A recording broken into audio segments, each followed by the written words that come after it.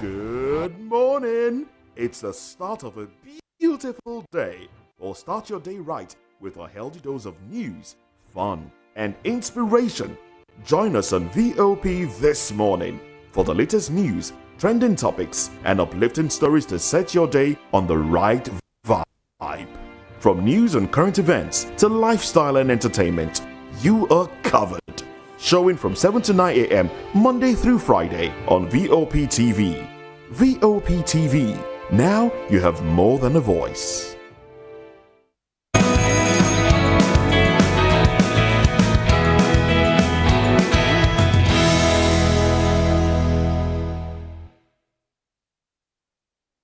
Good morning and welcome to another day right here on Voice of the People Television. It's a Friday, the 25th day, yeah? I'm correct. Yeah, you are. It's the 25th day in the month of October, and I welcome you to the program. In the next 2 hours, IPOB silenced as reactions trail Bianca Ojukwu's inclusion in cabinet reshuffling. Defense Minister targets bandits, kingpin. All right, we'll talk about this and some of the issues in the course of the program. I am Moses Humphrey. And I'm Fina. Okay, Chikwabidi, welcome to today's show. And we also have on our radar this morning how December 2024 will be the deadline for the usage of the old Naira notes. And the new currency also will start circulating, or is already in circulation though, but I believe by December 2024, we'll no longer have the old notes, as Prince Adewole slams president and all the leaders. And I am Chukwuma Okoro. Good morning and thanks for joining us. But before we go straight into these conversations, there are a few trending stories in the polity. And one of such is that, sadly, Professor Humphrey Nwosu, the former chairman of Nigeria's National Electoral Commission, NEC, who conducted the landmark June 12, 1993 election, has passed away in the United States. His work during the annulled election remains a symbol of Nigeria's democratic struggle. In another sad development, a helicopter crash near Port Harcourt has claimed 3 lives. The Sikorsky SK-76, operated by East Wind Aviation, was carrying 8 people before it crashed into the Atlantic Ocean. Rescue operations are ongoing. And in a separate development, President Bola Tinubu has imposed restrictions on official government convoys, limiting ministers and heads of agencies to 3 vehicles and 5 security personnel in a bid to cut costs. All right, then. Well, that's quite the barrage of information there. But yes, our hearts go out to those NNPCL officials that were in that helicopter crash. We hear there were 8 individuals in the helicopter, but 3 bodies have been recovered so far. These things happen. Quite unfortunate. Our hearts go out to the families of those that lost loved ones in there. And also, Nigeria mourns Humphrey Nwosu, and Nigeria will not forget his role in the 1993 elections. Nigeria would always, remember him. That's what we talk about posterity, posterity's sake. Whatever thing you do, what are you bringing to the table? What are you doing as a government official? What will you be remembered for? Is it that you've been remembered for the good things you do, or for the ones, I'm talking about the bad ones? Well, you'll be remembered for whatever whatever you do, good or bad. Exactly. Talking about remembrance and posterity, a couple of Nigerians have said that Professor Humphrey Nwosu is unsung, considering the role he played during the election. Nigerians will recall that at a point when he had started announcing the results of the June 12th election, where MK Abiola was coasting to victory, and the military authorities at that time stopped him, and we understand that he resisted. And there was even a duel between him and the DMI, Directorate of Military Intelligence. I think it was Tunde Akogun. I can't remember the person's name now, but there was a duel between them. It was more than an altercation. There was a fight, physical duel between the both of them, and he was overpowered by a retinue of officers that accompanied the DMI director. And in all of this, Nigerians say that for all that he did, that the government has not recognized him by way of immortalizing his name. But now that he's gone, let us see how far the government can go in pushing that narrative. Yes, and what just came to mind is a song of a Nigerian artist, Pato Rankin. He did a song, he said, "Celebrate Me."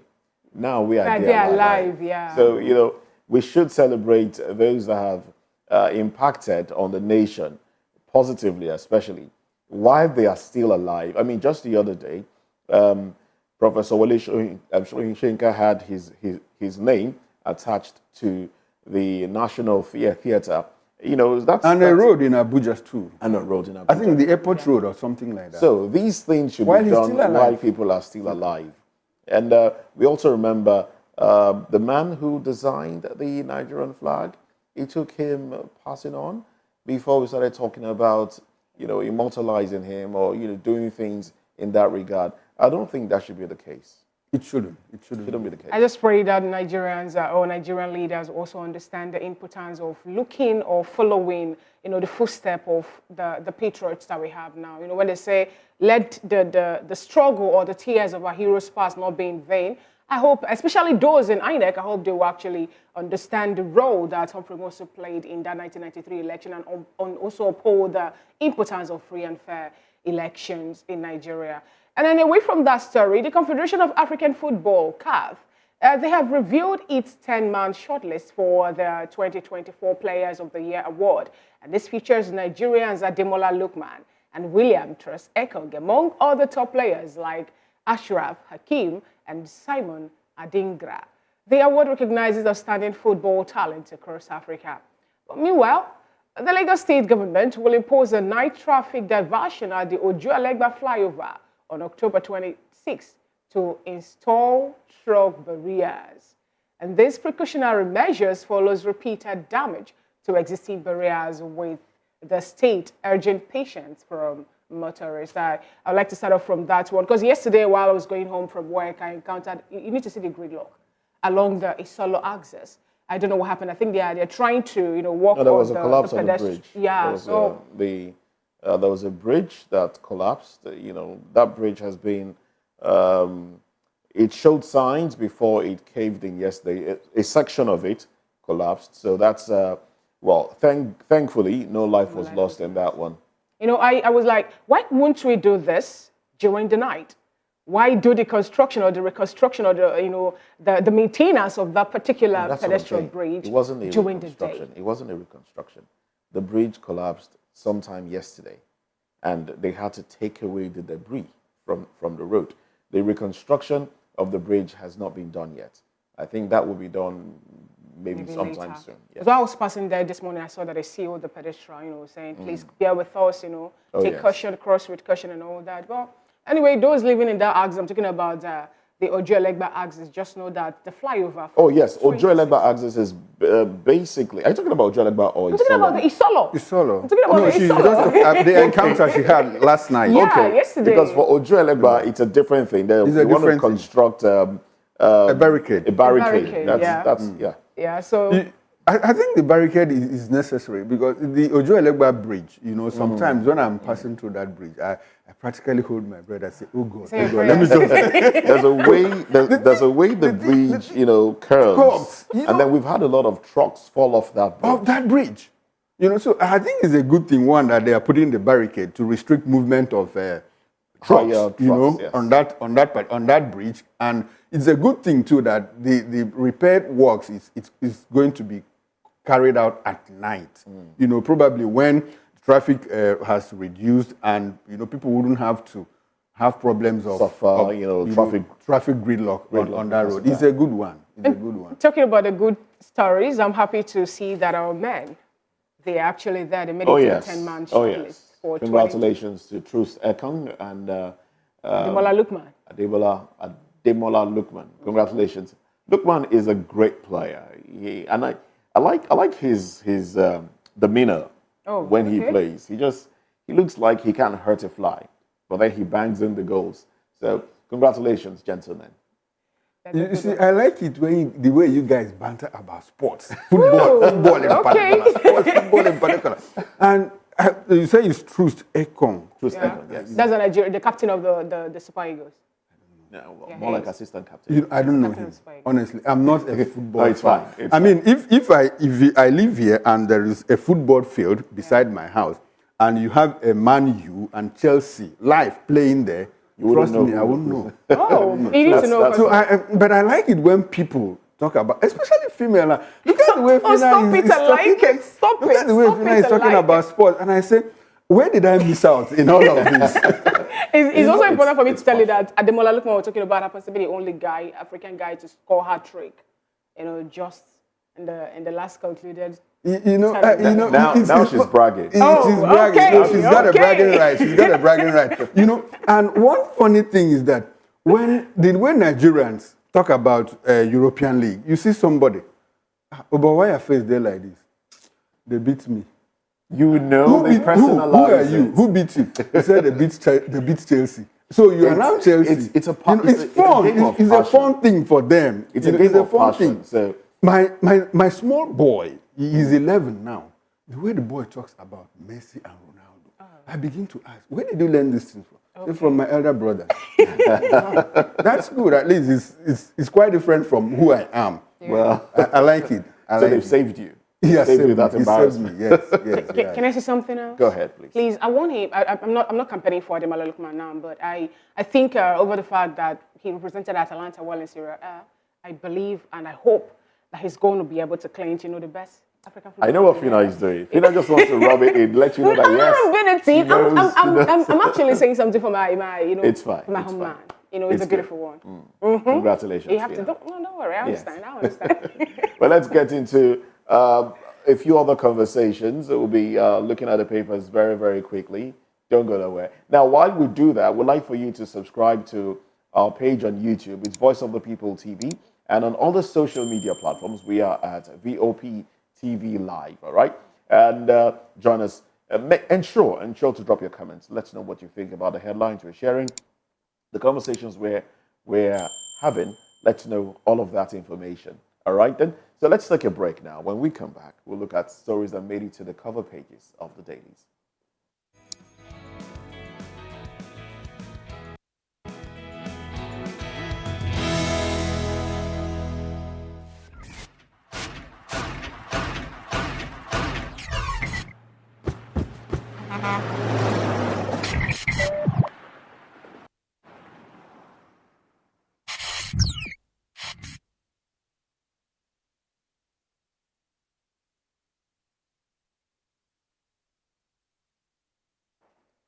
Thank you so much for staying with us. It's still VOP this morning, and a quick peep on the cover pages of the National Daily this morning. We'll have a whole lot on our table. We have the Daily Independent, the New Telegraph, we have the Punch newspaper, we have the Daily Trust, the Guardian newspaper, the Nigerian News Direct, and a whole lot more. And I would like to start off this morning from the cover page of the Guardian newspaper.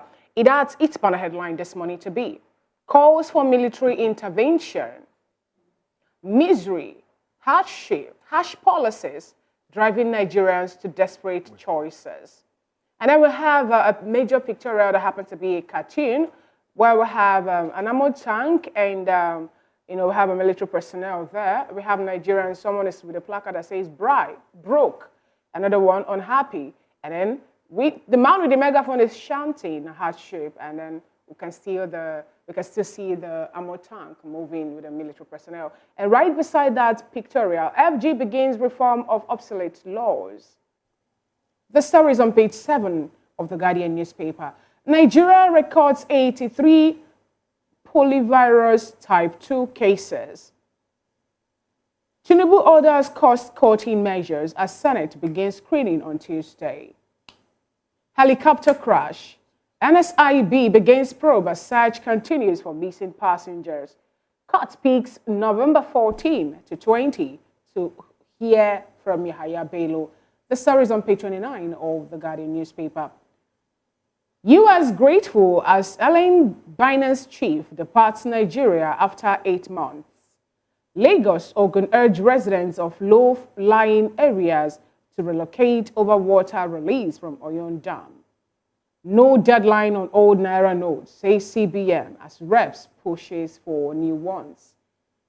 Troops arrest IPOB founder, commander, kill 140 terrorists. And those are the stories that made it to the cover page of the Guardian newspaper this morning. All right, and Okay, well, let's go to some of the dailies now. I do have the Daily Independent, so let's quickly look at headlines from the Daily Independent. The banner headline here reads, Port Harcourt crash, how we lost contact with helicopter. We engaged by NNPC Limited. 8 persons on board killed as NSIB investigates incident. And then window headlines, the cut cost, Tinubu limits ministers, others to 3-vehicle convoy. Funding for regional development commissions divides Senate. All right.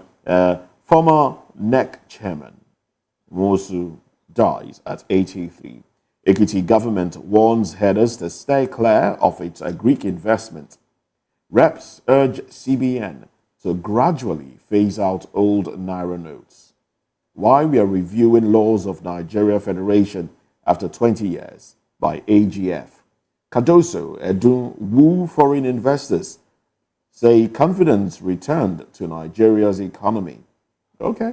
Well, Tinubu to overhaul livestock sector, cut $1.5 billion annual import bill. Governors pledge 100% buy-in.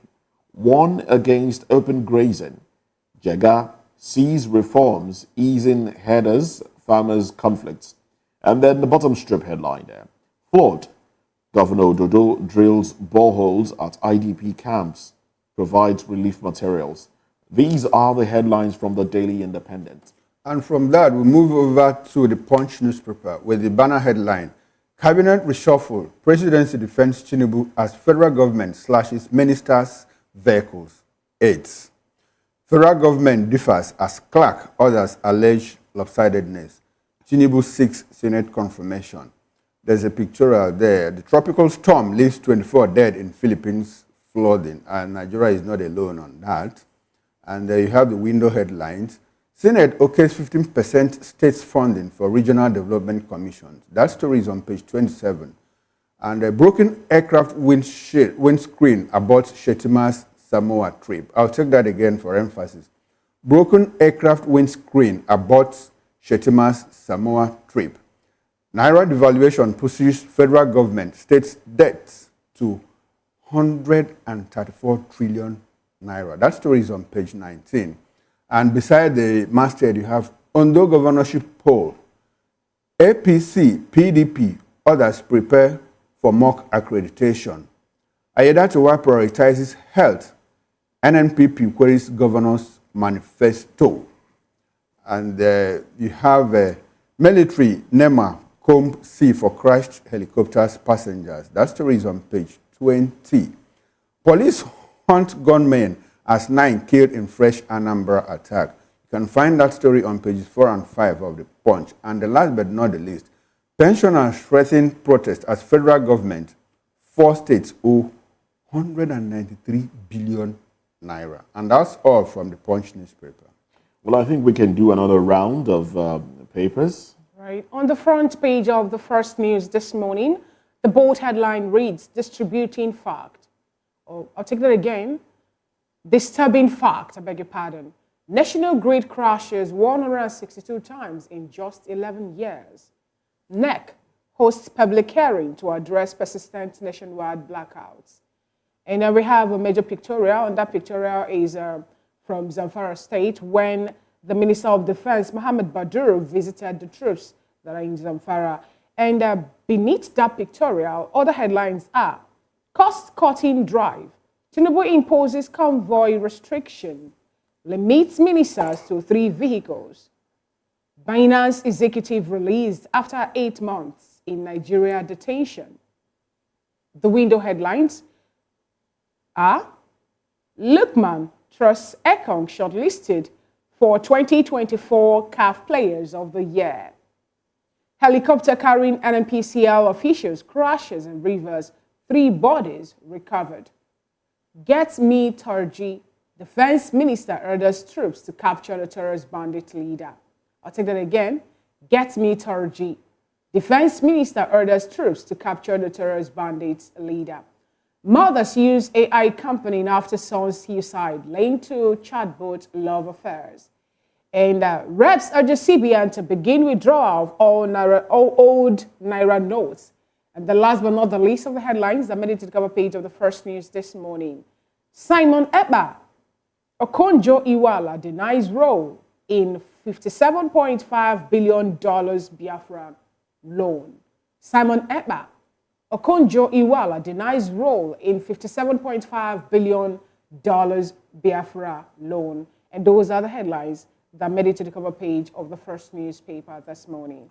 Well, the Vanguard is up next. From the Vanguard newspaper, the bold headline here, governance costs, Tinubu orders cuts in ministers' convoys, aids, and then sub-riders, orders military, paramilitary agencies to reduce vehicles, personnel deployment. How Nigerians' feedback shaped Tinubu's cabinet reshuffle, presidency. Ministers assessed based on performance. Matawale retained because allegation linking him to banditry, untrue. Why Baja? Olubunmi Ojo, Edun, others were retained. Source. Retaining Kiyama reflects Tinubu's commitment to aviation growth, AON, as Tinubu seeks Senate's confirmation of ministerial nominees. Reps, CBN disagree over validity of old Naira notes, commences withdrawal of old Naira notes before December 31. Commence withdrawal of old Naira notes before December 31 deadline. Reps tell CBN. There is no such deadline. CBN replies, Reps. One wonders, were they not aware of the November 29 Supreme Court ruling? Oh well. Tinubu laments as Nigeria spends $1.5 billion on dairy imports. National Grid has collapsed 162 times in 11 years. Gencos. Was it 162 you read in the other paper or 161? 162. We just keep bantering, throwing figures around. 220-something times in 14 years. Oh well. Ex-NEC chairman, Humphrey Nwosu, 83, dies in the US. And then on sports, we have CAF Award, Lookman, Troost Ekong, nominated Osimhen, Boniface, miss out. All right, so these are the headlines. Well, I do have window headlines that I omitted. Now, let's go to the window headlines. FG to raise VAT on luxury goods to 15%. All 8 passengers in Bonny helicopter disaster feared dead. That's coming from the police. FG sets up 46-man committee to review obsolete laws. Catholic Church condemns FG's alleged move to legalize abortion. These are the headlines from the Vanguard newspaper. And from the Daily Trust, we have the banner headline, Cost of Governance, Tinubu limits ministers' convoys to 3 vehicles. With the sub-riders, lead by example, CSOs tell President, governors. World Bank offers 4-point plan to reduce government spending. World Bank again. And we have window headlines. Why blackout will persist in the north, according to the TSN. Federal government flags off construction of Sokoto-Badagry Superhighway. 3 killed as helicopter crashes in rivers. There's a pictorial there of the president flanked by Atahiru Jega and Abdul Razak Abdul Rahman, governor of Kwara State. Jega is the chairman of the Presidential Livestock Implementation Committee. And there's another headline there. Why Tinubu sacked Marman, Uju, others. And you have the bottom strip. Nigeria joins BRICS as partner country.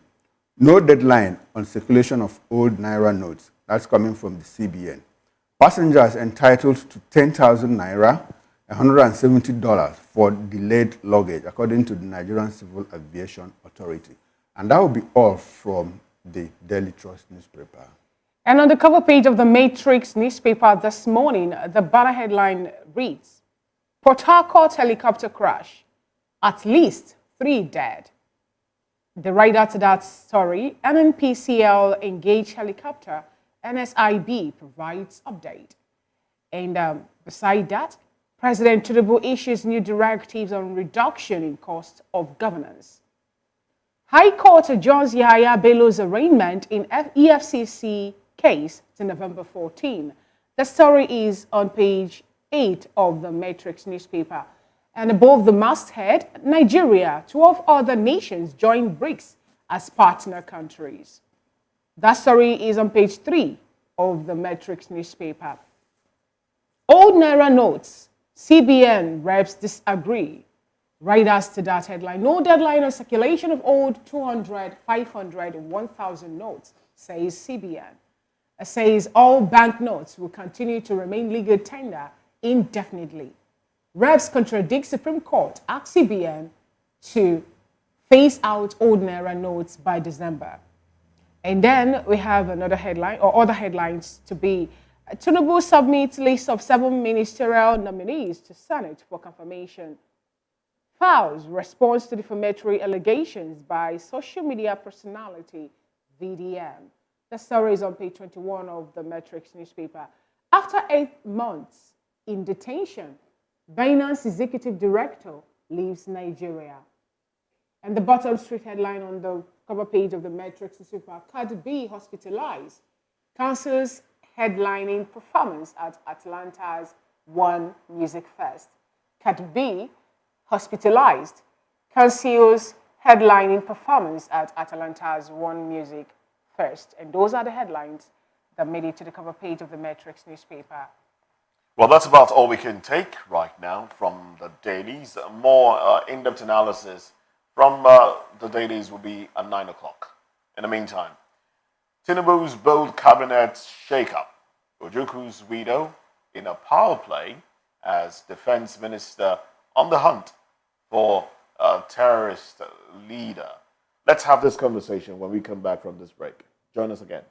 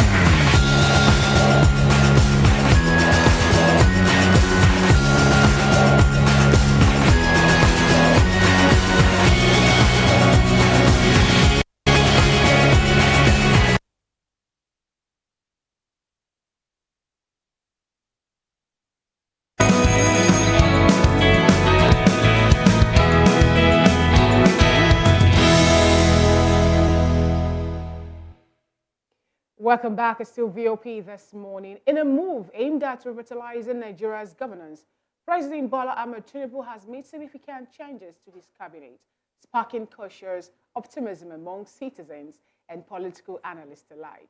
Following mounting pressures for a more efficient and effective administration, these cabinet reshuffles seek to optimize resource allocation and foster better communication within the government.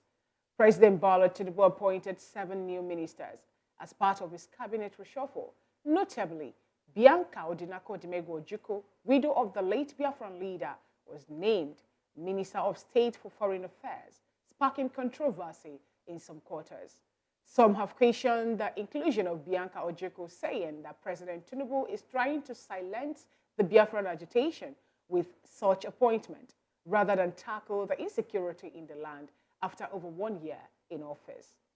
And then on insecurity matter, Bayo Ononuga, Special Advisor on Information and Strategy to President Bola Ahmed Tinubu, has said that allegations linking Minister of State for Defense, Bello Matawalle, to the spate of banditry in the Northwest have been found to be untrue after the NSA investigated the matter, thereby clearing him of all allegations by Zamfara State Governor Dauda.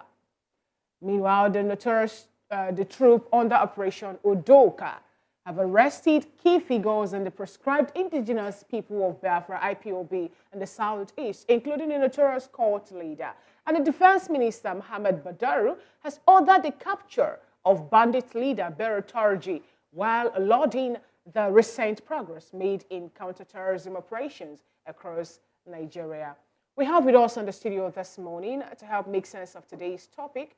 We have Barrister Asim Adams, a lawyer and a social and political commentator and analyst in the studio with us. And beside him, we have Mr. Dele Fanimo, a reporter and a public affairs analyst. Good morning, gentlemen. Good morning. Good morning, Nigerians. Good morning. Good morning. Good morning. Good to have you in today's show. We'd like to start off with the story of the cabinet reshuffle. You know, we learned that the president decided to reshuffle the cabinet to make sure that we have efficient, you know, will I say, leadership in this country so that Nigerians will stop with the whole bickering and talking about those who are not doing well and all that. And then a name also popped up, and that is a widow of the leader of Biafra then. I'm talking about Bianca Ojukwu. Bianca Ojukwu has been appointed to, if being cleared, she will be the minister for, you know, foreign affairs. Yeah, foreign affairs. And Barrister Assam, some people are saying that this is a way for Biafra to be shut down. Others are saying it's a way for APC to penetrate Anambra State, being the only state that is under ABGA. What do you really make of this?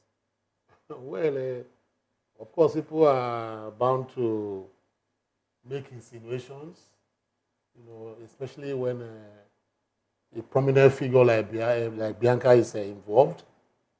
But my opinion is that, no, I don't think so. It will not water down the agitation for a Biafran nation, as the case may be. Rather, it will revitalize it, reinvigorate it. That is my own take on this one. Because, you see, good. The reason is not far-fetched, you know, because for some time now, a lot of people have been saying that the southeastern part of Nigeria, including myself, I made, you know, postulations to that effect recently, that particular region or zone, you know, has been marginalized in terms of appointments. It would have been, you know, a hogwash if, for instance, of the, you know, 5 or 7 new ministers appointed, if there was no particular nominee from the southeast.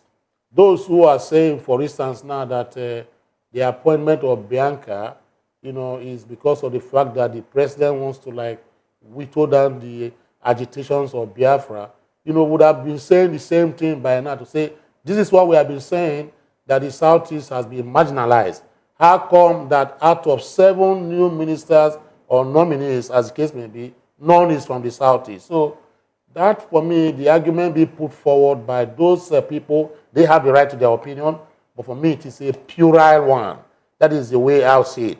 The president has, you know, that prerogative under our constitution to appoint. What I normally say is, I say the president at his whims and caprices, you know, to appoint whosoever he deems fit, you know, to be a member of his cabinet.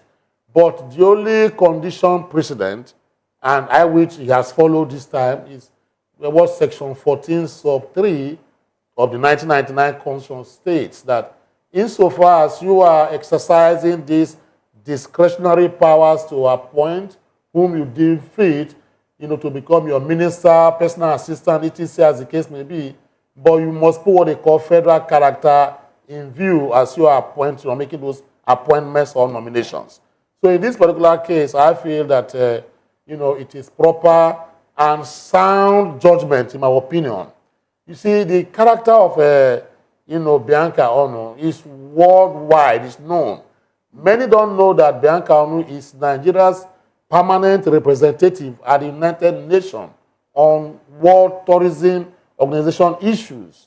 That is number one. Many don't also know that she was one time ambassador to Ghana and Spain. A lot of people don't know that. So people are just looking and say, why would they see? She has, a bundle of experience in terms of relationship, foreign relations, let me use a word as case may be. Two, many should not forget also that she, has that clout as a beauty queen worldwide, as the case may be. So she's a figure, that can, kind of, present and portray Nigeria as a nation to the world. So Barrister Asim, I'm happy you pointed out all this, the portfolio of Bianca Ojukwu. And then that will lead to another question. Now, since she have all these feathers added to her cap, why wait until the sack of ministers for her to be introduced into the cabinet? Well, the discretion under the Constitution it lies with the governor, the president. He knows when he wants to change his cabinet. That is what lies with him. And two is this. I believe, for instance, you see, Nigeria is a very complex state. And those who rule Nigeria, govern Nigeria, take into cognizance the complexities, and the idiosyncrasies of the Nigerian nation as a nation, the matrix that goes around is this. Number one is this. If Uju Kennedy, from the southeast, was taken off as a minister, where we use the word sacked, by the president, and there is no replacement from the southeast, anybody from the southeast that suit what the president wants, there's no replacement. They will tell the next argument will be, Uju Kennedy was from the southeast. Now you have taken her off, you have sacked her. You did not even replace or deem it fit to choose a minister to replace, Uju Kennedy from the southeast. That would have been another narrative and bandit argument. So for me, it is neither here nor there. We normally call it chikwata. It's neither here nor there. For me, chikwata. So for me, it's proper. It's proper in my opinion. Particularly what the president. I like the terms you use. Chikwata. It's neither here nor there. Neither here nor there. Interesting one. Yes, let me come to you now, Dele Alfanimo. It's at the president's, it is his prerogative to determine when to reshuffle, how to reshuffle, who to put where. And yes, like the barrister rightly pointed out, some Nigerians are saying Bianca seems fit for, the ministry that she will be working under, having served as former SSA on diaspora affairs during the Goodluck Jonathan era. That's in 2011. And then the next year, ambassador to Ghana and Spain. So she seems fit for that position. But a lot of Nigerians are also troubled at the fact that the other names mentioned along with Bianca to make up the 7, a lot of them seems very unknown. That's one question. Should we be expecting, what should we be expecting really? That's on one side. Now, the other one, which I would also like the barrister to respond to after you have responded, is it's one thing to reshuffle your cabinet and ask for good governance. It's another thing to work within a time frame. We don't have all the time. Nigerians don't have all the time. It's been a year, 6 months, or thereabout, in a 4-year term. Is he going to reshuffle again? Are we going to work with this? What will happen? Go ahead, please. Thank you very much. You see, for me, the appointments, you might say you don't know some of them. I'm sure you don't just appoint, even when the president has the prerogative to appoint. The nominees will still have to pass through tests, like profiling by the DSS and all that, before the name props up. That's one. Two, some of these people, we don't really know their background so much. But I am aware that somebody like Jumoke Adewole had served in previous government, maybe at the level of SA or whatever. And so for me, I would rather that it's not too late. Given the fact that when they came, Tinubu may not have known some of these ministers. I mean, the ones that were appointed, he may not have related closely with some of them. So you basically appointed based on suggestions given by those that were close to him. Most times. Is that not plain? And some Nigerians have said the appointment seemed politically inclined. to appease certain individuals. Let me tell you, the way Do you agree to that? politicians behave is not the same way as Do you agree? we see it. Do you Just agree? hold on. The way politicians behave is such that, you see, there is horse trading in politics. Give me this, I'll give you this. So you do I made agree, allusions you to- do agree to the No. fact that the previous appointments were largely based on political, I'm not an insider in that government, but I'm telling you from benefit of my relationship with some government officials at that level, that sometimes they will twist you. An example is Oyo State. When Makinde was to be governor, he needed to have that relationship with the other godfathers and all that. And the conditions that was given was that, look, if my team, if my structure is going to be collapsed for you to win this election, I will need 2 commissioners. If my structure is going to be collapsed, I will need about 3 board members or chairmen. And he agreed to that. But he gave a proviso. He said they will not run the whole term at maximum 2 years. My point here is this. What I'm saying is, This is playing gamble with the lives of Nigerians. Is it right to put somebody in office, okay, because of my relationship with this individual, let me put you there, or let me put your person there, and then you just run maybe a year and a half out of a 4-year term? Unfortunately, that is what is happening. And you see, we may be here to postulate, but politicians give in to so many things to get to where they are going. All right, then. So you agree with the assertion that, look, the president was simply playing politics or played politics with the first set of appointments. With the first set of appointments. Yes. And basically, Tinubu, let me tell you, Nigerians. from when he was governor of Lagos State, you will know that such thing would have happened. Because when he was governor of Lagos State, he had the whole of Lagos State under him. And that was why he appointed more technocrats than politicians.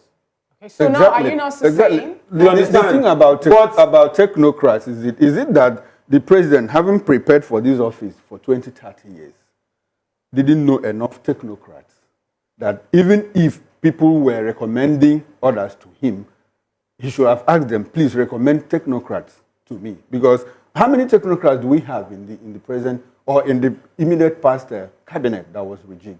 Now, let me tell you, if you are from Abia State and you are a major stakeholder in Abia State, and I want to contest as president, and I've approached you that I want you to assist me in getting votes in Abia State, won't you tell me your terms and conditions? Should that be? You will. Should that be? But that is it.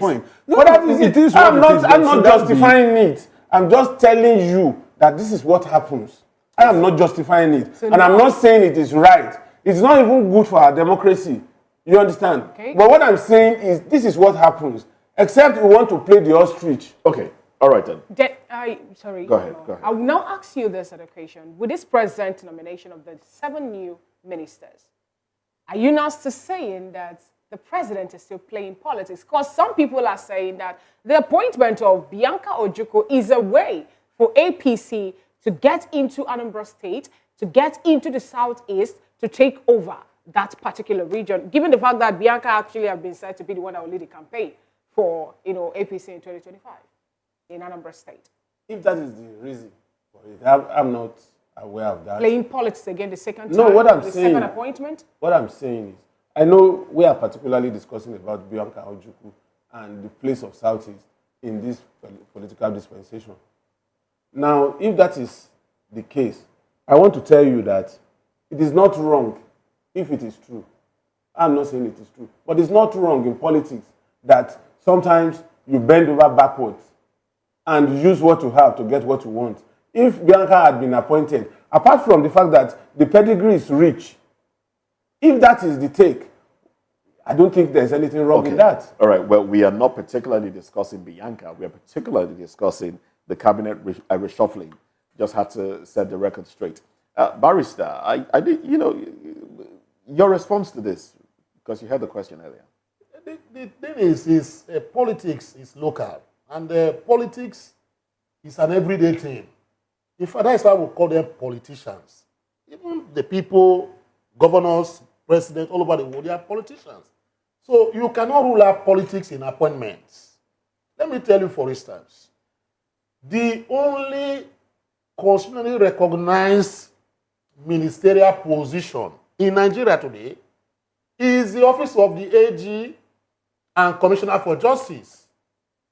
That is the only particular one that the Constitution says you must have. So as a sitting president, you are given the power and prerogative to able create Ministry of Alcohol. You understand? In Ireland, there's a ministry for alcohol, whatever as the case may be. So in Nigeria, the ceiling is wide open for the president.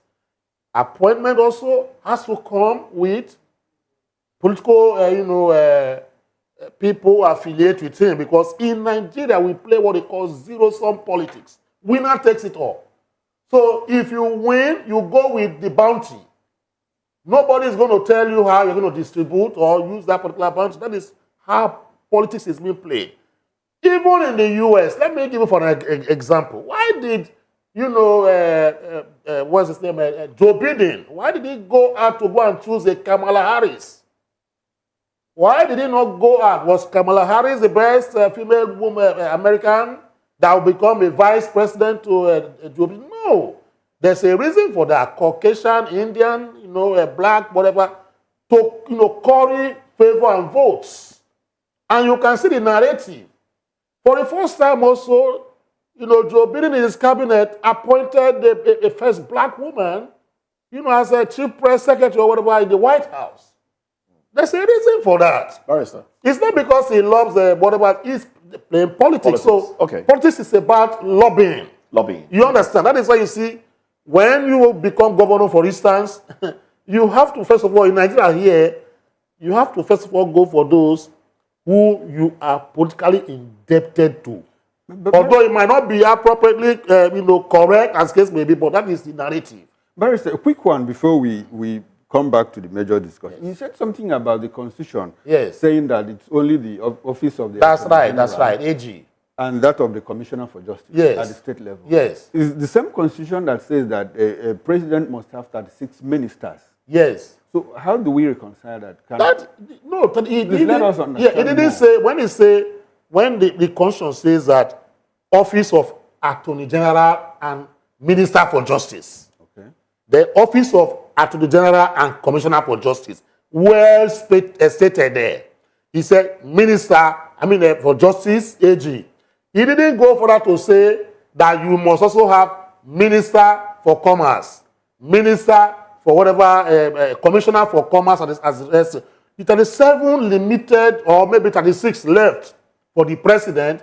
He can decide to create a ministry for, like I said, alcohol control, etc. as case may be. He can decide to create a ministry of rocket science as case. That is why you see them turning up the ministries offices up and down. I think it's clearer now. That's right. You see, Ministry of Humanitarian Affairs, was not. It's just a creation of the president that was there. Okay. And so let us have a ministry of this, nature and whatever. But a constant there is that the only minister that is recognized under our constitution is the Minister of Justice, which is well spelled out. That's yes, fine. Barrister.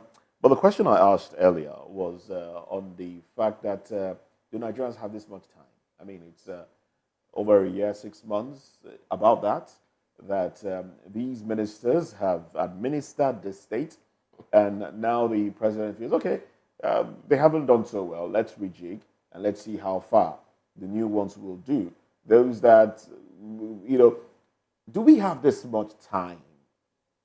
Are we playing with the lives of Nigerians? This is coming at a time that Nigerians are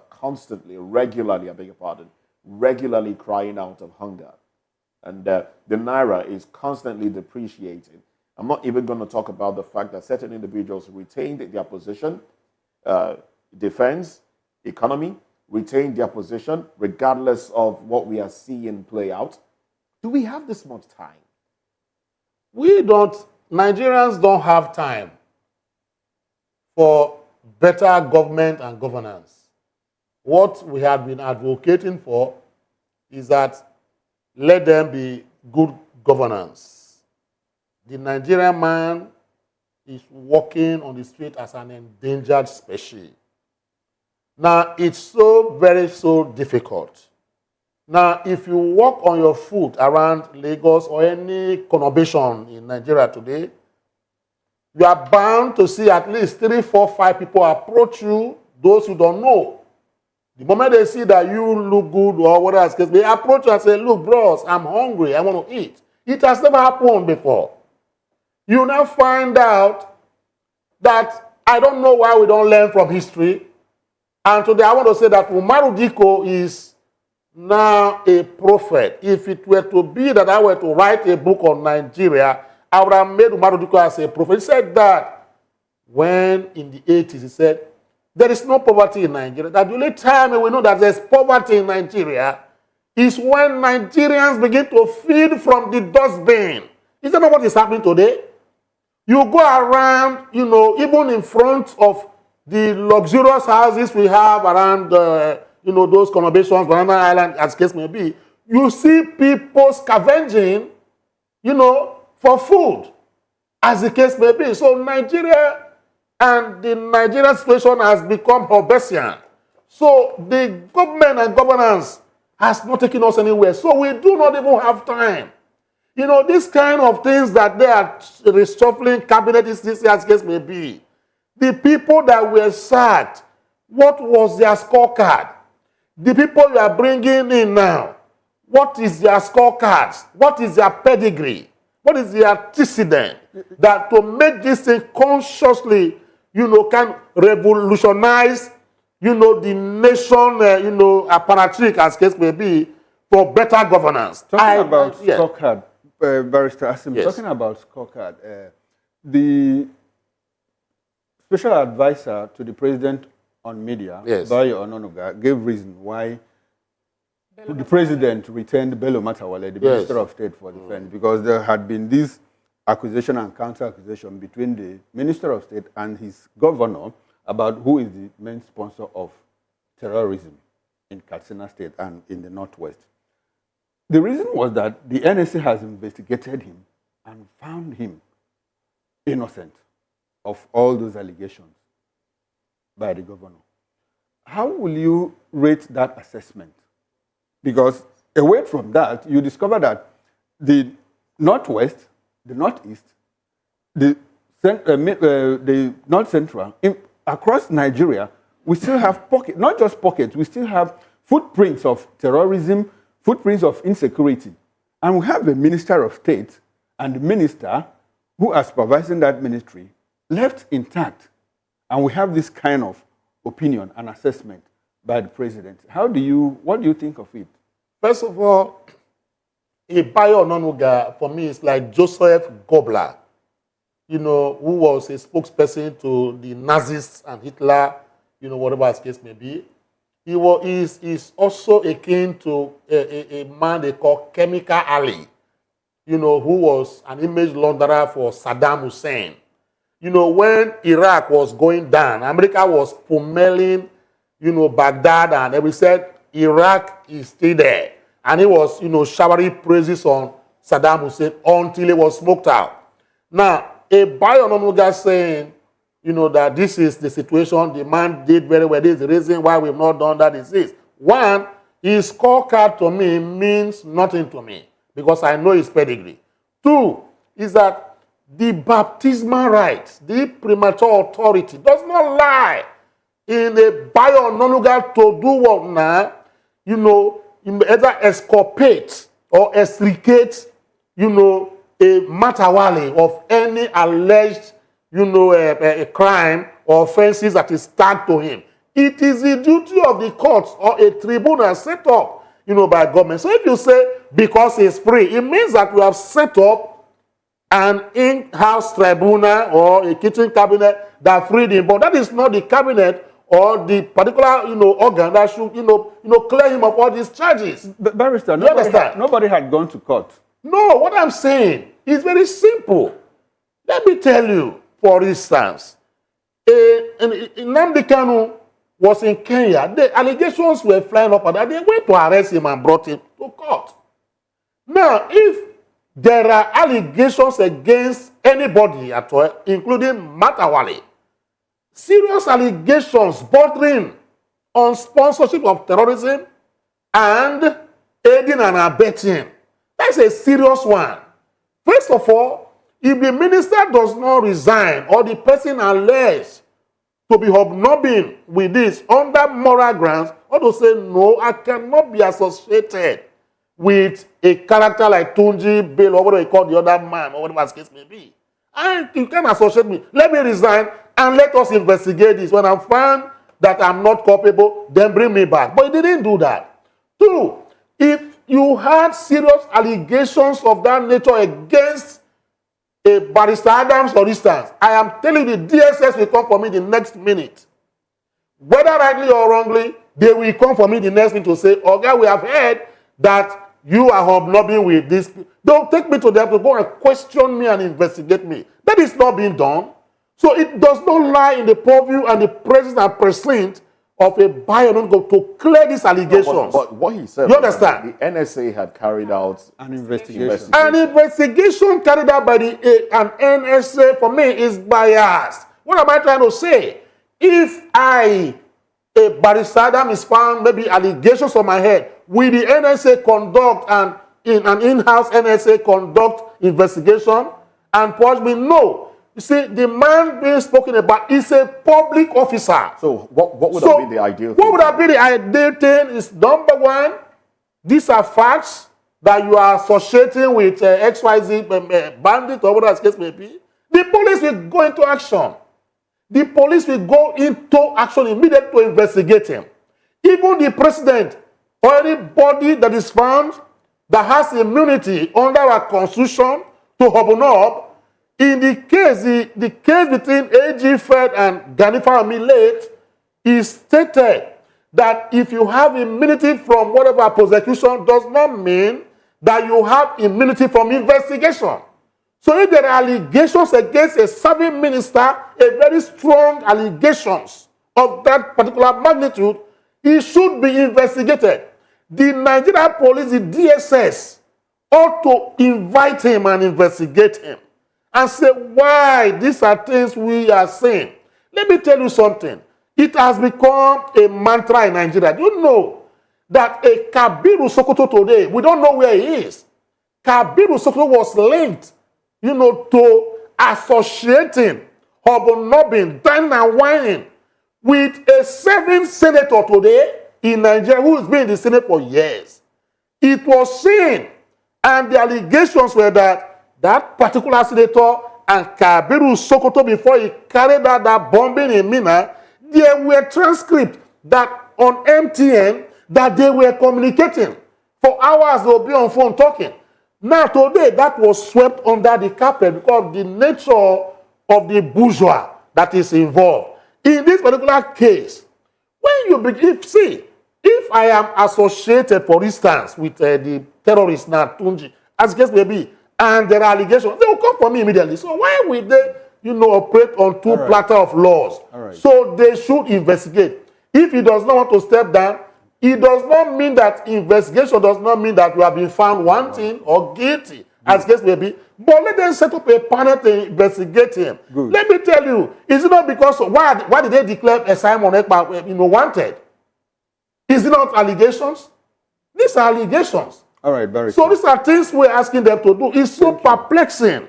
Thank you. With the explanation given by your Nonoga and what the barrister has just said now, do you think that the presidency is somehow shielding or protecting the Minister of State for Defense, Bello Matawalle? As a matter of fact, when that news broke out, that the minister, he was sent to the Northwest to relocate to Northwest. On duty, yes. Yes, he was on tour of duty when that allegation came. Honestly, I expected the president to have withdrawn him immediately back to Abuja and set up a panel that will be open to the public, not just this clandestine thing that is neither here nor there. They would have set up, and then if he was honorable as minister, if I were him, I would resign and I would surrender myself for investigation and then clear my name. Ministerial appointment is not a do or die thing. You could as well get, in fact, you will come out a hero if at the end of the day, after thorough investigation that is open to the public and you are not guilty of that charge and those allegations were found to be untrue, it also prepares you for a higher office in future. No, but unfortunately, in this climb, people hold on to things that are ephemeral. Don't you think that this thing is somehow complicated, considering the fact that the accusation came from a sitting governor? And also from a cleric. And from a cleric. But the minister, on the other hand, said, no, Governor, you were the one sponsoring this terrorism. Is it complicated or isn't it complicated to the extent that will it have been difficult, to investigate the minister without having to bring in the governor in the course of that investigation, considering that the governor has immunity? The governor is not going to be arrested, but the governor can be invited for to investigation. Explain his own side of this case. You understand? And we also have to look at the political inclination of the current governor and the previous governor, Matawali. If they are of the opposing political party, it could be a way of denigrating themselves in the eye of the public. But the point there is an allegation has been made, and the ex-governor and the governor, they need to clear themselves. Okay. Otherwise, it will be a reference point in future that these allegations, Barrister made a statement earlier. He said the same allegation that had not been investigated was why Simon Ekpa had been declared wanted. So, and this is something that borders on treason. This is something that is talking at the heart of the nation.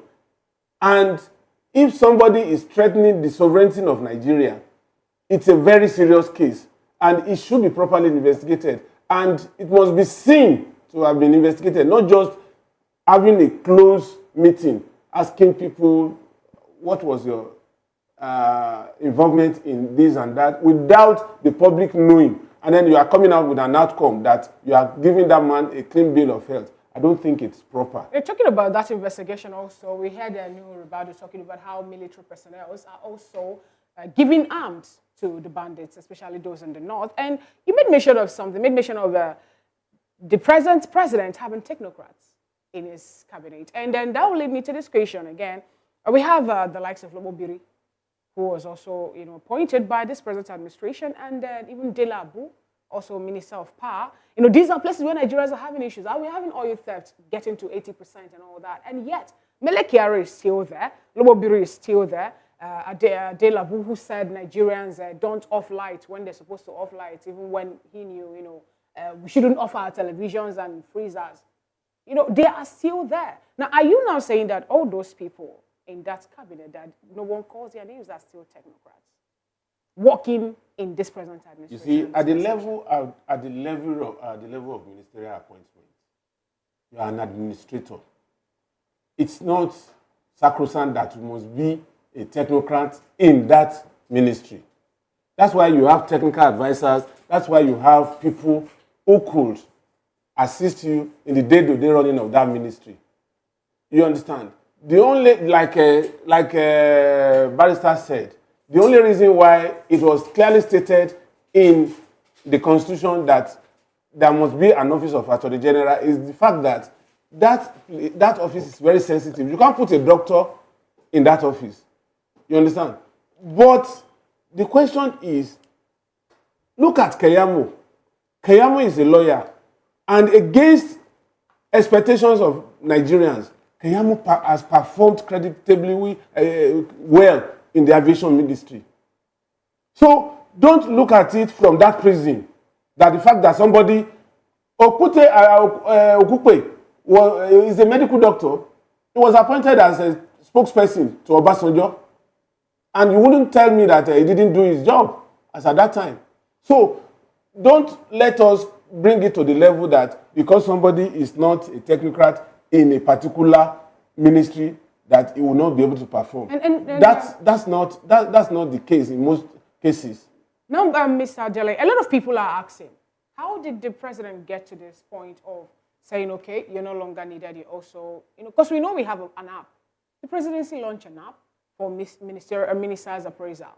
And then the app did not even work. Within 48 hours, 2 hours of its establishment, Nigerians were busy pouring in all the people they need out and all that. And then we learned that the name of the Minister of Power was also there. But yet, during the reshufflement, let me tell you about this, how it works in government. Okay. Government will not come into the open and tell you that this is the analysis they have done on what Nigerians are saying in that sector. But are we not seeing it glaring that, this sector, imagine having, okay, they said just this year alone, the national grid have collapsed. So this is the sixth time it's happening. And, the reason to it is that we're having, sometimes it was a gas thing, another time it was the fact that we have, dilapidated infrastructure in that sector too. That happened to be the reason for the national. You see, at the risk of being a devil's advocate for the power minister, I want to tell you that what is happening today in the power sector is not his fault. Okay. This has been happening over the years. The transmission lines were fixed 35 years or more ago, and nobody has done anything. And this transmission line cannot wheel even 5,000 megawatts. Is it going to be the magician that will raise it up to 1,000? Already there was a contract by Siemens. The question should be, what has he done? What has he done in the past 1 year that he has been minister? I mean, all the ministers inherited problems. The first is Keyamo that he cited, inherited problems in the ministry, and he's supposedly doing well. Wike met Abuja. Abuja is supposedly better than Wike met it now. Every of them, Dave Umahi, the works minister, every other minister was encumbered by one problem or the other. What has Adewole done in the past 1 year that he's been minister of power? For me, I don't have a clear assessment of the power ministry because, one, there are issues bedeviling that sector. Just like any other sector. Just like any other sector. And it takes time. You don't buy equipment in the energy sector off the shelf. Okay. It takes time. Do we have that time?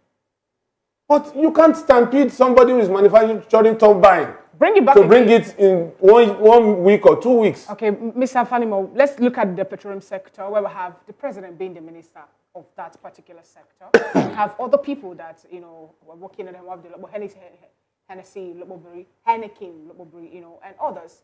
That sector also is a very delicate one in Nigeria.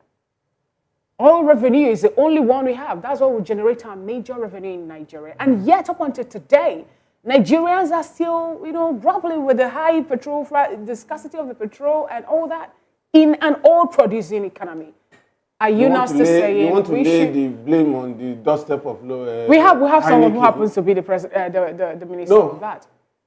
You can't lay it on the footstep at the footstep. The man is trying. He has mobilized the Navy. I hope he said Nigerians should stop looking at the working of the refineries. That Nigerians should rather chime in and move over to Dangote refinery. After spending billions of dollars on Kaduna, Warri, and Port Harcourt refinery. Not in the life of this administration was such money spent. It's been spent over the years, even right from the military era. We spent 1.5 billion in paying salary of NP. Yeah. Trillion, not billion. Paying salary. No. You see, overhead costs has nothing to do with the minister. It cannot unilaterally cut overhead costs in that ministry. But what should be of concern to us is oil theft. That the Navy is working assiduously to make sure that they bring it down. As at the time this administration came, oil production in Nigeria was 1.3 as a result of oil theft. It was all over the place. We see footages on television of people having badges at the back of their house, storage tank at the back of their houses. But today, it has moved to about 1.7. So where we have done well, we should give kudos. For me, I will give kudos to the Navy for doing a good job. Okay. Exactly, we doing well. It's kind of curious that we are trying to make excuses for certain ministries or for the cabinet. Now the question should be, or the question is, how much responsibility should they take for what has happened in the past 1 year that they have been in office? Specifically, what area are you looking at? Let's look at power again. Let's go back to power. How much responsibility should Adewole take for what's going on now? Adewole can only do what he has on the table. He can only attend to what he has on the table. Like for instance, Gencos are generating electricity. It hovers between 7,500 and 8,000. That's a milestone. But unfortunately, you can't wheel 5,000 of these 8,000 on the national grid. Exactly. What has he done in the national grid? There is ongoing work. Buhari, before he left government, gave contract to Siemens, AG Siemens of Germany. That's the question we should be asking. And I remember I said it some time ago, maybe about, I think it was last week, that I said, the Senate, the National Assembly, should invite Siemens, the contractor, to tell us the milestones they have achieved, so that Nigerians will be able to assess and then expect that at this point, this is what is likely to come. If the transmission line had been improved on by now, we will be able to wheel the 8,000, and then the Gencos will be encouraged to produce more. Okay. They have the capacity to produce more. Is it And if you don't, that the Minister of Power should have a one-on-one with Siemens? In the past 1 year that they've been in government, that grid has collapsed for 8 times. Do we need Nigerians, Siemens, to come and tell Nigerians on TV in a public hearing, look, we have done this, we have done 3 kilometers, we have done 5 kilometers. we need. Should we have that? We should have that. To what Because essence? the contractors, To what essence? for instance, for me, they may have information that we don't have. For instance, I know that there were reports that these lines were compromised in the Niger Delta, which could slow their pace of work. If there is that report, shouldn't the minister and the government work in concert to solve that problem? How many times have we called a minister of Julius Beja to come and tell us why a particular road section of the road is stalled? It's something that is done between the minister and the contractors. We are not here to know if it is true that the man is working with Siemens to find out what is stalling their progress. But I know that there was a contract and Siemens has been mobilized to site. So clearly there's no need to call Siemens to come and tell us. The minister should be the one reporting to us, isn't it? Well, if that is the approach. And then that brings me to second one, which has to do with Mr. Dele Alake. He showed some gold bars to the president, to tell him that Nigeria have a lot of mineral resources. And then he also come up to say that Nigeria loses $9 billion every year annually to illegal miners. And Nigeria also is moving away from, we want to diversify. We want to move away from the petroleum product being our major revenue generation. We need to, find a way to bring in other ones. We recorded, I think, at 1 point something, 9 point something trillion or billion dollars some time ago to be what we generated from non-oil export. Trillion from non-oil export. Thank you, Chukuma. Dollars or Naira. And now, up until now, the illegal mining activities still happen in Nigeria. And the minister, Dele Alake, is still there. We can't even, we lost count. Like the other day, he said something about Ondo State having a beam breach in gold. No. In bitumen. In bitumen, yes, in bitumen. And you know how bitumen can be used in this country. And yet, no one is saying anything to Dele Alake. Is Dele Alake going to be the one that will free bitumen in a this happened to be under his own. Let's not take this argument to a pedestal level. You see, one, the Constitution is still there, holding on to some of these resources. And what belongs to us does not belong to me or you. The point is, if Zamfara is allowed to mine its gold, Zamfara will protect that gold from illegal miners. But because it is Nigeria's gold, and as much as it is mined, there is little incentive for Zamfara government to protect, because everything still comes back to the federal government. But let's remove some of these resources from the grip of federal government in the exclusive list to concurrent list. Once it comes to concurrent list, Ondo State government will be ready to go into partnership with foreign contractors to begin to exploit these bitumen. And Zamfara would also, for me, it's a drain. You are talking about gold. What about uranium in Adama or Yola Aziz? Uranium is even more expensive than gold. Nobody is talking about it. Al-Mustafa came on air last year that Boko Haram is not that agitation, but a protective shield for foreigners to mine a special resource in that axis. And it's about the most expensive. I think a kg of that resource is about $2.4 million. And nobody's talking about it. You see, we have resources, but it's not our resource. Okay. Well, let me come back to the barrister now. Barrister, I would like to stay with you on issues concerning the law. You know, before we go to other conversation. Okay. What's the position? Now, I'm taking it back to governors or elected officials, especially those that have immunity, those that do not have immunity, you know, when they are found, when investigations are carried out. Well, you did say immunity might prevent you from being arrested, but it doesn't stop investigation from taking place. Am I correct? Absolutely. Okay. So in a situation whereby a public office holder who has immunity, take, for example, a governor who's been accused of insecurity, and then investigations are carried out, and there are compelling evidence to show that this individual, though occupying a governorship seat, is encouraging insecurity and people are dying. Compelling evidence. What's the position of the law? Now, we also know that recalling elected officials is a problem. It's almost impossible here.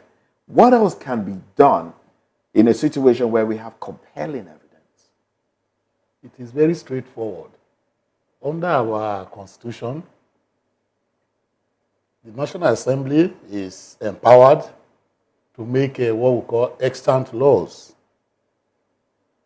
Now, part of the laws made by the National Assembly is the Police Act, the DSS Act, the Security Agency, CTC, and a common thread runs through all the particular acts empowering these security agencies to act.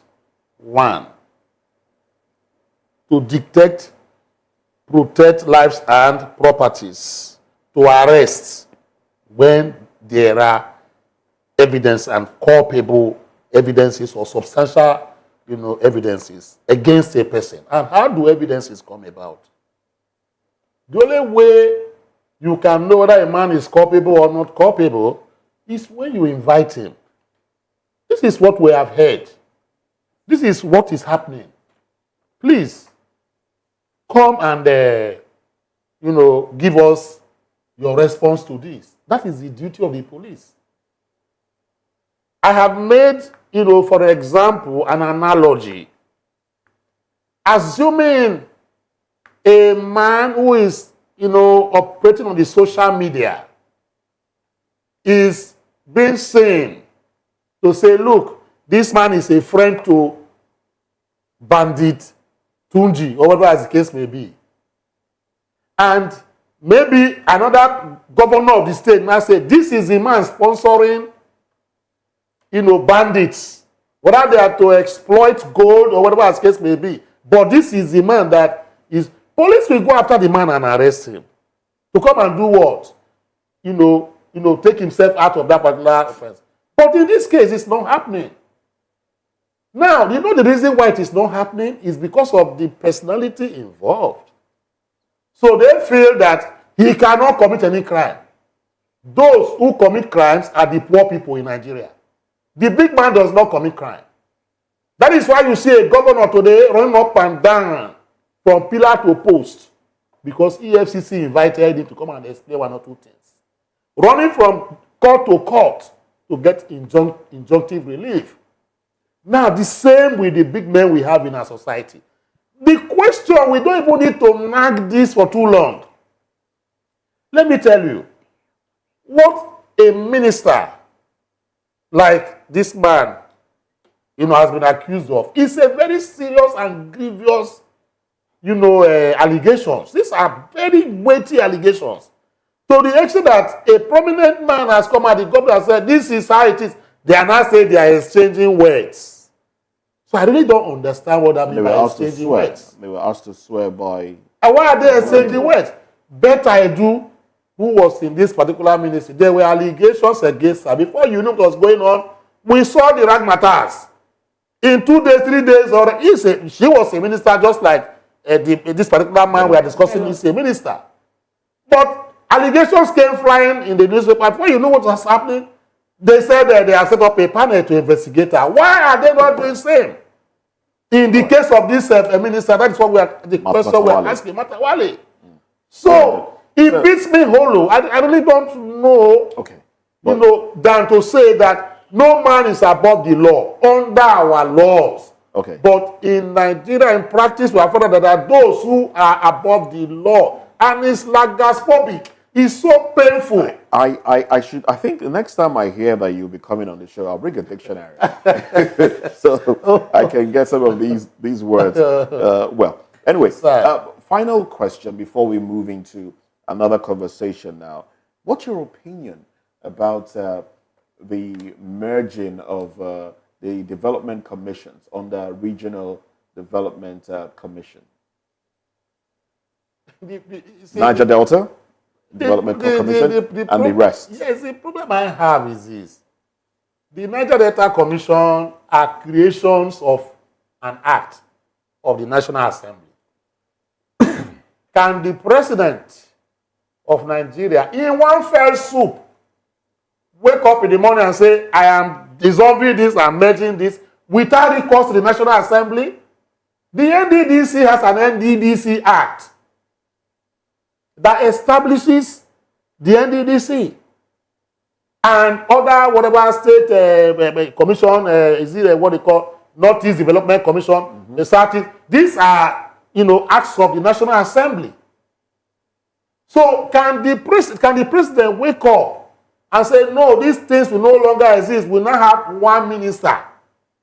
This is the biggest question I am asking, about this democracy we practice. They say it's constitutional democracy. Does the president have such powers? Does he? Sorry, Barrister. That's the question I'm asking. The president didn't scrap NDDC. I'm saying, it's an example. He said he's merging state, Southeast development, one thing, as the case may be. No, sorry, he didn't say that. And whatever. There's an entity that will supervise the different development commissions. The one that was scrapped is the Niger Delta Ministry. The Niger Delta Ministry that was scrapped, as the case may be. Does he have such powers? The question I've asked, I am here to get an answer. Under the ministry, maybe he created it, as the case may be.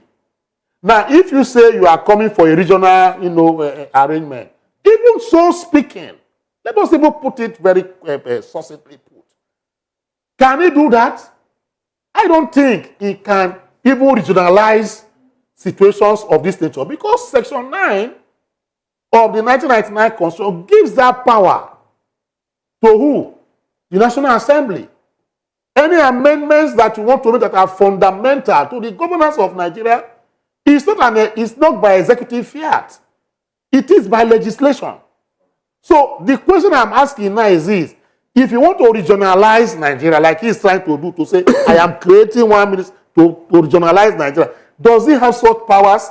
Whereas in Section 9, it is well spelled out that issues of fundamentality and fundamentalism, etc., that relates to the Constitution, it is only the National Assembly that can take such decision. Then the executive will not do what? Append the signature.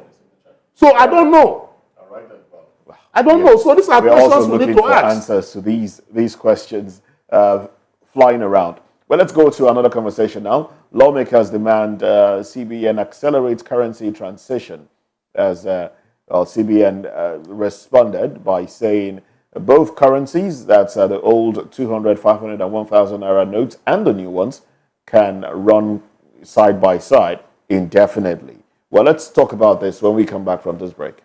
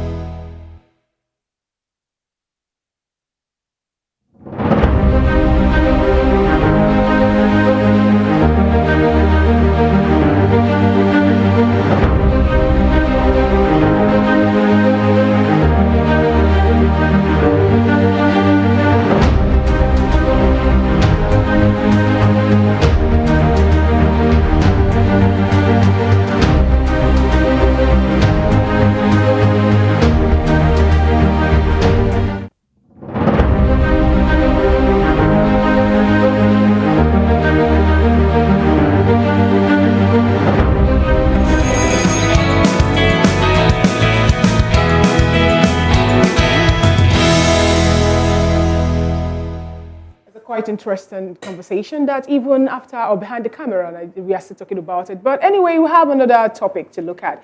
The Nigerian House of Representatives has urged the Central Bank of Nigeria, CBN, to expedite the circulation of newly printed banknotes while phasing out the old currency with just 2 months. Before the December 31, 2024, the deadline for the old 200, 500, and 1,000 Naira notes to cease being legal tender. Concerns over the availability of the new notes have grown. But despite these, the central bank, backed by a Supreme Court ruling, assures that old notes will remain valid indefinitely, easing public fears of an impending cash shortage. The CBN, with the recent tech and app issues with commercial banks, and lately also urged the general public to embrace alternative modes of payment, e-channels, and so many other ones in order to reduce pressure on the use of physical cash. As the case may be, Prince Adewole Adebayo, after looking at all the policies of the present administration, says he's also a leader of the Social Democratic Party, SDP.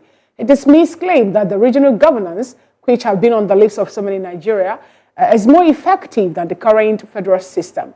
He emphasized that the success of any governance model depends on the quality of leaders, not the practice or policies that the people are talking about. And we still have with us in the studio this morning. We still have Mr. Dele Fanimo and Barrister Asim Adams with us in the studio to help make sense of this topic. Barrister, I would also like to start off with you. We have the issue of the Naira notes again. Before last 2022, towards the tail end of 2022, it was a big problem for Nigerians. Cash crunch. Nobody has cash, and if you get to the bank, also they won't give you money because of the redesign of this currency, which also happens to be a case against MFLA, the then governor of the central bank. Now we're having a back and forth. The members of House of Rep is saying something about how December should be the last time it should be used, and Cardoso is saying no. We have to use the old Naira note indefinitely. What does this really portend? Well, I'm very happy that the CBN came out with their memo or press release, debunking, that particular assertion by, that member of the House of Reps. Maybe he has to go back and look at what the particular judgment the Supreme Court gave. Because when this broke, I quickly ran to see if I can, find out what happened. That was last year, precisely in November. This kind of argument came up at that time too. Nigerians were, it was like bedlam. people were now saying, next month, how are we going to do for Christmas? So the AG, who has always been proactive, and in this case was very proactive also, ran to the Supreme Court. So now said he wants to go there and renew that order so that Nigerians will not begin to run scatter again and go back to that particular bad period of our, history, as the case may be. So he went to Supreme Court. Supreme Court now said it was John Okoro, JSC, Justice of Supreme Court, and some other, members of that 7-man panel that said no, it was a very bad pass for Nigeria. That in fact they have renewed that particular order because in law when an order is made, you don't allow the order to expire. If, for instance, you have an ex parte order for 7 days that will last for 7 days, you don't wait for that 7 days to expire before you run to that particular court to go and either extend it for another 7 days. If you wait for it to elapse on that 7 days, it now becomes conscious officials. You cannot touch it again. So he proactively ran to the Supreme Court, and Supreme Court made it categorically clear and said they are, reaffirming and restating again that yes, the order that was given in March of that year, 2023, has been renewed, and the renewal now is not even within time. That whenever the government is able to synchronize, the old and new notes, that is an order. That's why the CBN use the word ad infinitum. You understand? If it's called, they say the court has signed dying, for a very long time. There's no time limit, as the case may be. That is what the Supreme Court, pronounced in that particular, order. And the CBN, correctly, in my own view, made that particular press release in line with the orders of the Supreme Court. So there should be no panic in the system. And if the monetary agency organ of government has come out to say no, that is not the correct situation, and has even, if you read through that particular directive, the CBN gave a directive, to all banks in Nigeria to do what now? Take the old and new and, do transactions with it. So that gives us a legal ground, as the case may be, to transact in both old and new. It's funny that in Nigeria here, that we have this kind of situation. I heard in the UK, US, that you have some of their denominations that, run side by side, with the old ones, just a little security water that is there. It does not stop the economy from running. Good. Thank you, Barrister. Dele, let me come to you. I understand that at some point you were a business editor. So can you let Nigerians know the monetary implications of having two currencies, same value, different colors, run at the same time? How does it impact the monetary policy with regard to mopping up cash and checking inflationary rates? Mopping up cash does not reflect the color or the denomination. The point is you are withdrawing excess money from circulation. It's very easy in saner climes where transactions are monitored. But unfortunately, the informal sector in Nigeria is huge, bigger than the formal sector. You know how many people keep millions of naira at home that will not pass through the electronic transactions. So because of that, mopping up excess liquidity is a very difficult situation in Nigeria. And that's why inflation keeps spiking. Isn't that why the now, if you saying that say you should withdraw this old one? No, you see, even if you withdraw the old one, Nigerians be what we are. We'll still find a way of amassing. When things were very tough, bankers were taking tons of cash in the new note to people's house. We even saw bandits also waiting. Bandits were even waving. So if you and I were suffering at that time, that we were exchanging naira for naira at exorbitant rates. There was a time I exchanged 2,000 naira and I collected 1,300 naira. Wasn't that a process of mopping up cash? That's not the process. Because you practically have to take your old notes to the bank The you point deposit is, it. You at that deposit it time, and the at bank that will- time, at will that give time, you less than that, but at that you have time- that reflected in your account. at that time, banks were hamstrung. They didn't even have the cash. They couldn't even mop up enough new notes to give to customers. Print new notes. Do you know that even the excesses of that particular time, if we take time to x-ray it, did more damage than stealing oil? Because we printed Naira with more than 50% of the value. Yes, 96.5 billion naira. To print how much? Was used in printing and distributing the naira at the time. I mean, look at that. How do you justify that? The point is, in other places, these things are done in phases. You still have old pounds running side by side with new pounds. You have old dollars running, so that you have a seamless transition. Do you know how many people that died in the process of running around to raise cash? You have people going to bank, those who had time-bound drugs to buy, they couldn't access their money.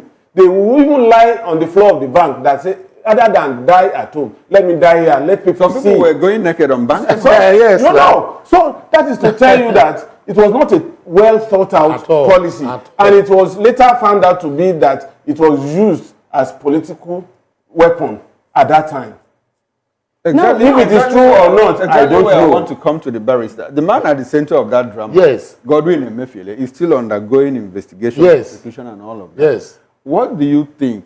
Should he be alone on that? No, it shouldn't be. That is what I wanted to say. The Supreme Court, if you go back to what the Supreme Court, how the Supreme Court described, Godwin Emefiele and the then President Buhari, by now they should be facing a trial. Or by now, the government of the day should have set up a truth and reconciliation committee. Let me use the word. Come and tell us the reason why you made this kind of decision that, sent many Nigerians to their untimely grave. I remember vividly that in my own community, we lost about 3 people. The reason was because of the fact that family members had to reach us, to call us, to say, please, we don't know if you can transfer. We have this in our account, but we don't have the cash. Can you do transfer? Because even the network there was not working. And somebody's in the hospital needing blood.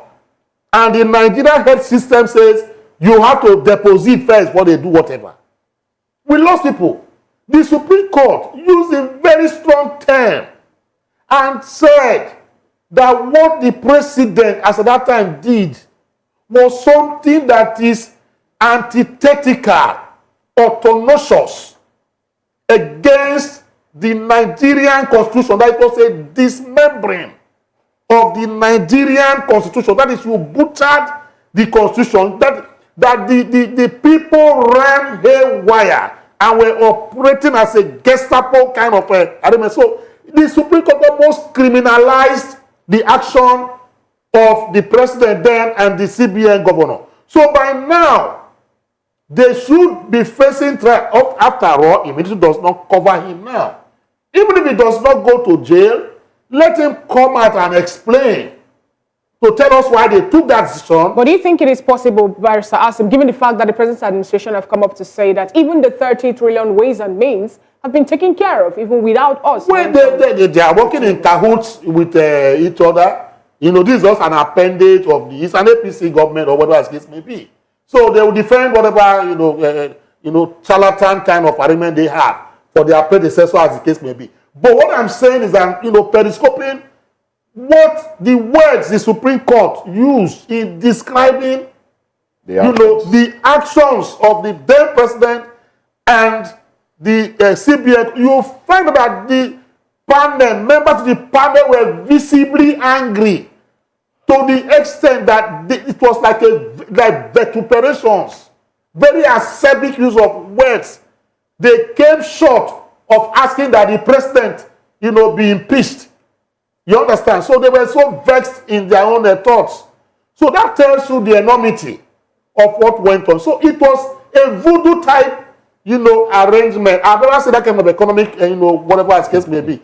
I don't know, I'm not an economist, but I know that we know this bandit economy and ambush economic policies of government. They introduced it here. It happened during the time of Stalin and Nehru, as the case may be. But even at that, do you know, we have advocated that, post-presidential, takings of office, Nigeria has to be a better country. If some of these our ex-presidents who are found wanting, now they are not in government, can come out to meet a panel. That panel will indict them. You might not go to jail because of their age, but let it be on record. Talking that about they are trying ex-president, yes. the former president of Peru, Toledo, 20 years. was sentenced yesterday to 20 years imprisonment. Yes. Do you see that happening in Nigeria anytime soon?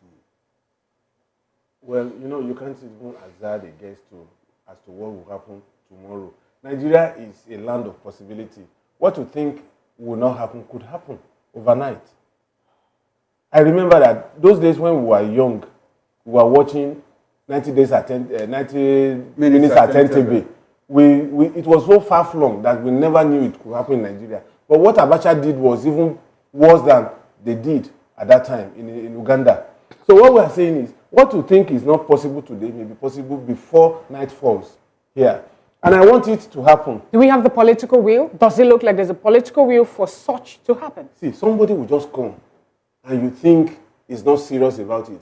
And before you know it, it gets full-blown.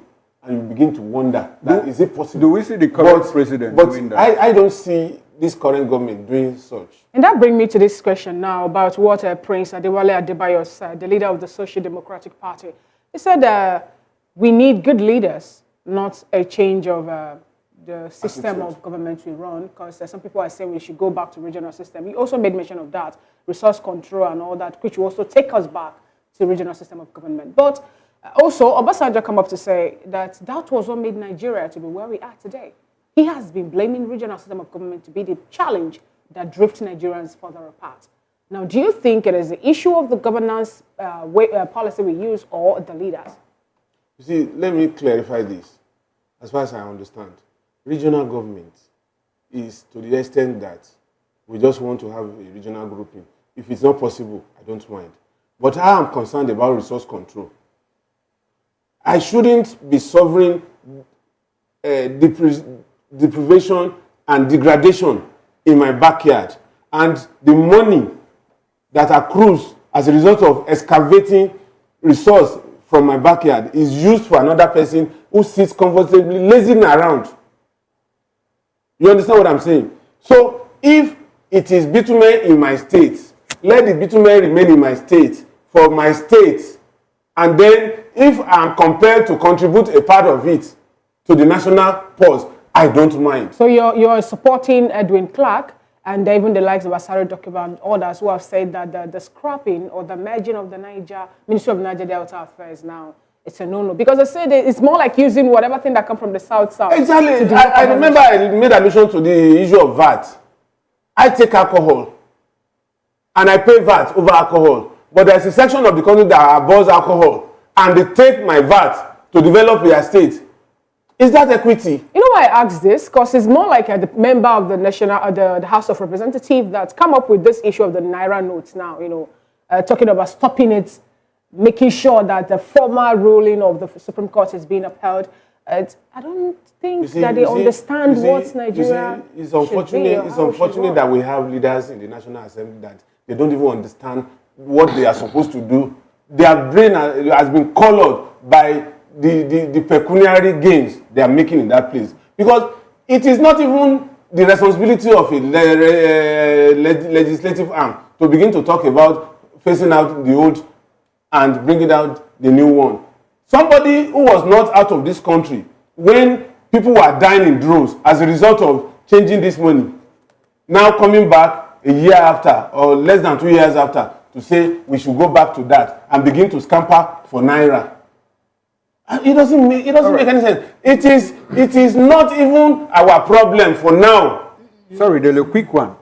You said something about using resources from one part of the country to develop Yes. the other, in apparent reference to the resource from the south. Yes. Have you ever heard the assertion from northerners that the granite pyramids, money made from the granite pyramids, was used to develop the south, Lagos in particular? Have you heard that before?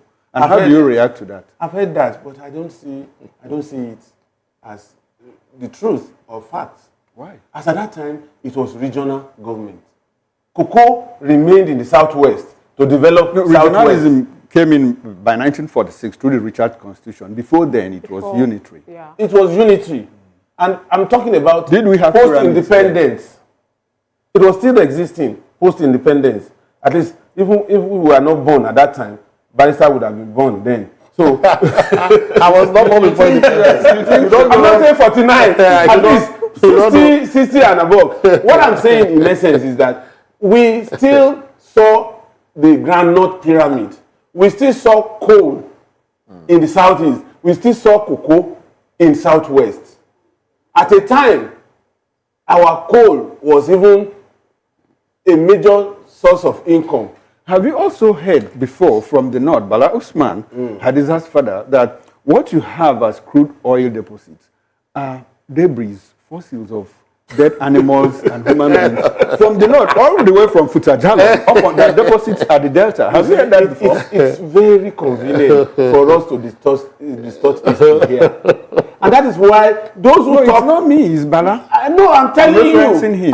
Yes. Did you hear that? It is very easy for us to distort history. Did you hear that? I heard it. Okay. It is very easy and convenient for us to distort history because most of us are not students of history.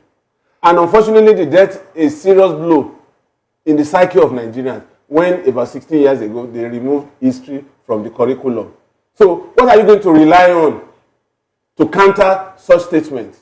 How do you scientifically want to believe that it's the dung from cows that brought hydrocarbon to Niger Delta, and that whereas they are still prospecting for oil in commercial quantity up north, they have not been able to get.